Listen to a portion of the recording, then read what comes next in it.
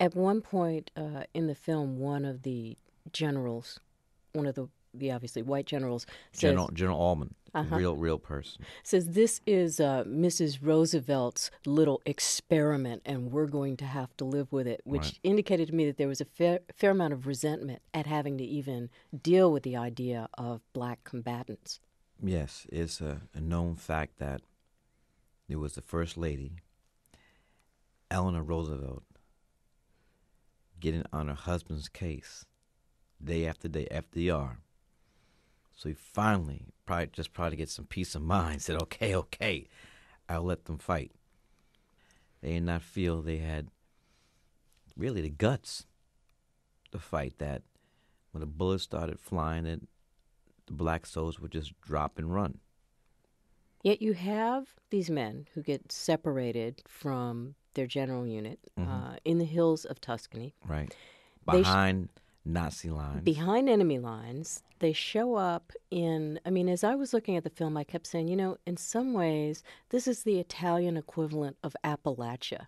They're living up in these tiny, isolated little hamlets where everybody knows everybody else, or they're Hmm. related to everybody else in some kind of tangential way. They've got feuds and connections that go back several generations. And they've mostly seen their own people all this time. And Right. then all of a sudden, here come these brothers. They've never seen a black person before, ever. But they saw these men as their liberators. They've been waiting for the United States Army. First, they were waiting for the British, and the Americans came. So this is true.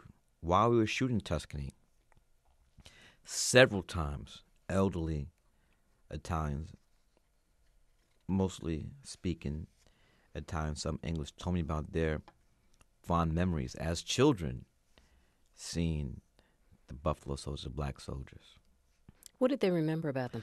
Well, one lady told me that she's alive today because of Buffalo Soldiers. She had just been born, a month or two old. She was dying of some illness. Her mother took her to the black camp.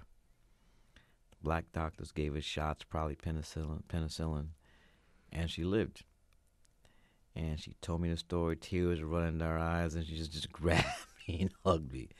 But she said, "I'm alive because of the Buffalo Soldiers." So they had more than one job while they were there. And Yeah. it seems that they were acutely conscious of that they weren't just soldiers, that they had this larger responsibility that white soldiers, to a certain degree, didn't have. And They felt. also, many of them felt, as one of Derek Luke's characters says in the film, that for the first time they felt free. And they, in reflection, saying that it's a shame that they feel free for the first time to feel free in a foreign country and not in their own home, their native land.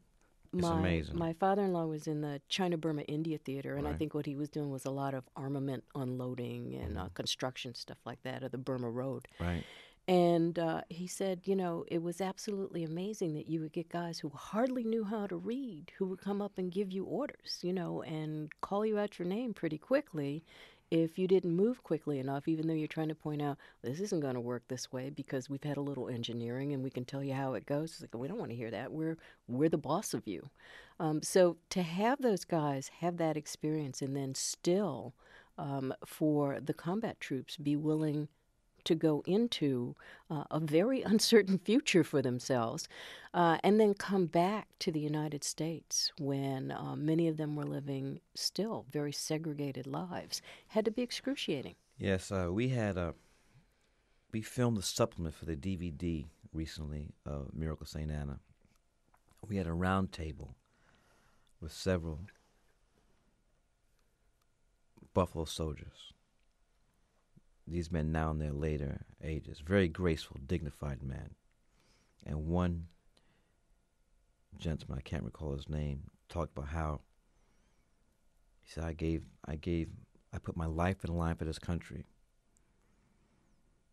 And I was hoping and praying that this would hopefully prove to white America that we are worthy and we belong and we're Americans. The war is over. The ship's left. His ship left from England, and it docked, I think, at Newport News or Hampton, wherever the naval base there. And it pulled up to the thing, and before they could set their feet on American soil, walking down the plank, at the end of the plank, you had a sign: colored troops to the left, white troops to the right.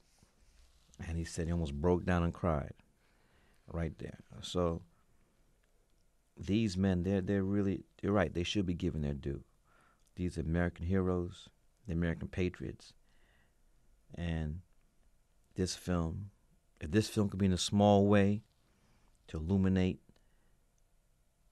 these great Americans, and then we're happy for that. At one point, they were having an argument about whether they should stay, whether they should go, whether this was, going to lead to certain disaster. And Staff Sergeant Aubrey Stamps says, I'm not doing this for me. I'm doing this for my kids, for my kids' kids. Mm-hmm. This is our country, too. Progress. This is progress. This is progress. We have to make progress. What did he mean by that? Well, it's something that all African Americans have felt. I think it was felt when Crispus Attucks was killed by the British in the Boston Massacre. He was the first person to die in the war for the United States of America, a black man. We felt that in the Civil War, World War I, World War II, even today, in Iraq and Afghanistan. And I find it amusing when people question the patriotism of African Americans. It's so easy to be a patriot when you're receiving the full rights and benefits of a citizen. It's much more to be a patriot when you're being lynched, to live in the apartheid of Jim Crow segregation, denied your rights as a human being. And despite that, again and again and again, African Americans have taken up the mantle and fought and died for this country. And as you said before, Stamps talk about promise. Well, we're about to see that promise finally. November 4th, this country's going to vote for the 44th President of the United States of America. I was amazed to find out today. Well, I know you're going to edit this, but this whole thing of McCain canceling. Postponing. He said postponing. Well, I'm from Brooklyn. He punked out. He canceled. Obama's going to go to work on him, and he didn't want to do that and face the whole world. So he pulled tried to be slick. Anyway, the promise that Stamps talked about, I think we're getting to that point because this thing is going to happen.